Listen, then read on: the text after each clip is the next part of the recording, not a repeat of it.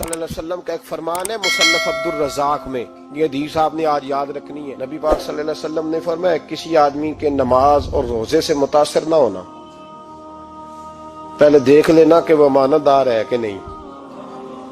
किसी के नमाज रोजे से मुतासिर नहीं होना, पहले देख लेना कि दयानतदार है कि, देखना लोगों की जेबों पे कितनी नजरें डालता है। फरमाया बहुत सारे नमाज रोजे वाले धोखेबाजी करते हैं, दयानती न करें, अपने ओहदे का पास रखें, अपने मनसब का ख्याल रखें। ओहदे जिस जगह आप मौजूद हैं आपकी जिम्मेदारी है। मेरे रसूल पाक सल्लल्लाहु अलैहि वसल्लम ने फरमाया हर बंदा तुम में से निगरान है और जो उसकी रियाया है उसके बारे में उसने जवाब देना है। कभी भी बददयानती ना करें। हम लोगों का पहले एतमाद हासिल करते हैं, फिर उस एतमाद को ठेस पहुंचाते हैं। उसका नुकसान पता क्या होता है? दुनिया में सबसे कमजोर शख्स वो होता है जिस पर कोई एतबार नहीं करता। जिसका एतमाद जाया हो जाए वो आदमी बिखर जाता है। कभी भी धोखाधड़ी की पॉलिसी ना बनाए। हम लोगों से मुफादात लेने के लिए अपने रवैये मीठे करते हैं और जब काम निकल जाता है फिर हमारे रवैये बदल जाते हैं। ये धोखा है, ये बददयानती है। इसको अल्लाह रसूल ने पसंद नहीं किया। मेरे नबी पाक अलैहिस्सलाम ने फरमाया जिसमें तीन बातें पाई जाएं वो तो मुनाफिक है। अगरचे उलमा कहते हैं यहाँ मुनाफिक इत्कादी मुराद नहीं, मुनाफिक अमली मुराद है, लेकिन हुजूर ने फरमाया मुनाफिक है। या रसूलुल्लाह कौन? फरमाया वो बंदा जब बात करे तो झूठ बोले, जब वादा करे तो मुखालफत करे, जब अमानत रखी जाए तो बददयानती करे। ये तो बंदा मुनाफिक है। हजरत अबू नूर अलैहिर्रहमा ने लिखा है, फरमाते हैं महमूद गजनवी का दौर था तो एक आदमी महमूद गजनवी के पास ना अपना केस लेके आया, मुद्दई बन के आया। उसने कहा बादशाह मेरा केस बड़ा निराला है। बादशाह सलामत ने कहा वो किस तरह? कहने लगा ये मेरे पास एक थैली है, मैं ना सफर पे जाने लगा तो ये थैली पूरी हीरों की भरी हुई। फलां इलाके के जो काजी साहब है ना, मैं जाती दफा मैं कहीं सफर पे जा रहा था तो मैं उनके पास छोड़ गया कि रास्ता लंबा है, कहीं कोई मुझसे छीन ना ले, हीरों की भरी हुई थी। कुछ दिनों के बाद मैं वापस आया हूं, काजी साहब ने मुझे थैली वापस की है तो इसमें हीरों की बजाय खोटे सिक्के निकले।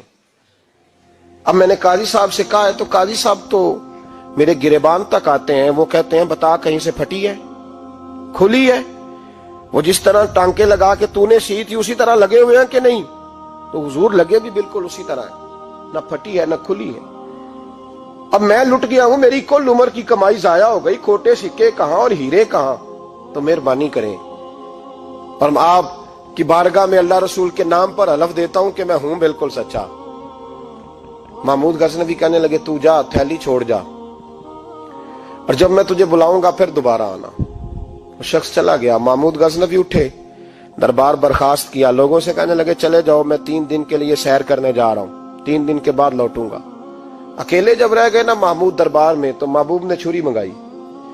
वो जिस तख्त पे बैठते थे वहां गद्दा बिछा हुआ था, ये गद्दा पड़ा है ना, गद्दा बिछा हुआ था। महमूद ने छुरी के साथ उसको फाड़ डाला और छुरी जेब में रखी निकल गए।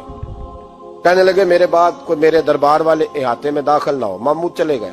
अब वो सफाई करने वाला जब आया ना, उसने आके देखा तो गद्दा तो फटा हुआ है। उसने शोर डाल दिया, पहरेदार भी आ गए, फलां साहब भी आ गए, फलां साहब। उसने कहा ओ खुदा के बंदो उसका गद्दा फट गया है, वो तो मार डालेगा। उसने कहा था सिवाय सफाई और निगरानी वाले के दूसरा आए कोई ना, और यहाँ आया भी कोई नहीं। पहले दिन ही फटा हुआ है तो लटका देगा सबको, क्या करें? शोर हो गया, सारे दरबार के मुलाजिमीन इकट्ठे हो गए। एक बंदा बोला, कहने लगा फिक्र ना करो, मैं कैसे बंदे को जानता हूं, इस तरह सिएगा कि जिसने फाड़ा होगा उसे भी पता नहीं चलेगा कहां से फटा था। ऐसा बेहतरीन रफू करेगा कि पता भी। उसने कहा यार हम सारे एक महीने की तनख्वाह देते हैं, तू बंदा बुला।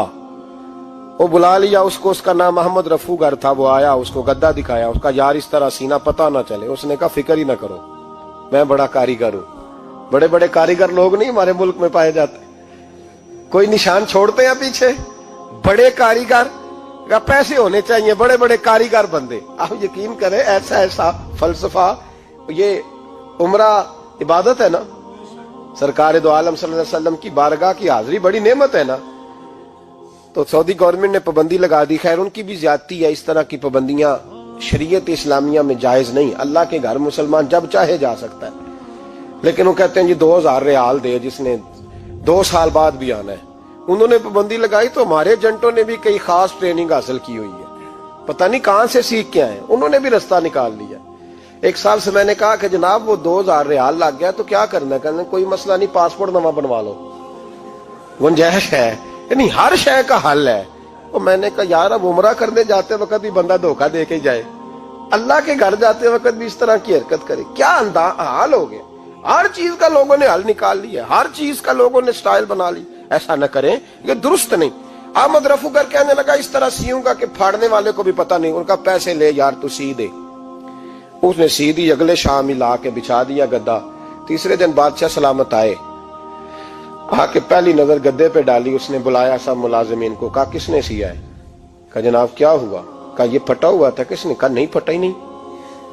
وہ کہنے لگے بنو بات، میں خود پھاڑ کے گیا تھا، تو بتاؤ صحیح سیا کس نے ہے؟ کہا جناب آپ پھاڑ کے گئے تھے تو بتایا کیوں نہیں؟ فرمانے لگے اسی لیے تو بتایا نہیں تھا کہ تم خود تحقیق کر لو، بلاؤ بتاؤ سیا کس نے۔ تو بلا لیا، احمد رفو گر آ گیا۔ اس کو جب بلا کے سامنے بادشاہ کھڑا کیا، کہا بھئی تو نے سیا ہے؟ کہنے لگا حضور آپ کے سارے ملازم کٹھے ہو کے آئے تھے، میری غلطی کوئی نہیں۔ کہا نہیں یار تو بڑا کاریگر ہے، میں نے اپنے ہاتھ سے پھاڑا تھا پر مجھے بھی نہیں پتا چل رہا کہاں سے پھٹا تھا۔ اچھا یہ بتا یہ تھیلی جو ہے یہ بھی تو نے سی تھی؟ اس نے کہا جی آپ کے خادم کا ہی کارنامہ ہے، وہ فلانے علاقے کے قاضی صاحب آئے تھے، اس میں سے ہیرے نکال کے تو کھوٹے سکے بھرے تھے، تو مجھے بھی تھوڑا سا حصہ ملا تھا۔ محمود نے سارے گواہ بھی اکٹھے کر لیے، ثبوت بھی اکٹھے کر لیے۔ پھر قاضی کو بلایا، پہلے سارے ثبوت اور گواہ کیس حل کر لیا۔ پھر ہمارے ہاں یہ حال ہوتا ہے کہ مدعی 2-3 ہفتے کے بعد خود ہی ہاتھ باندھ جاتا ہے، کہنا تسی میری جان چھڈو، مجرم پھڑو پاوے نہ پھڑو۔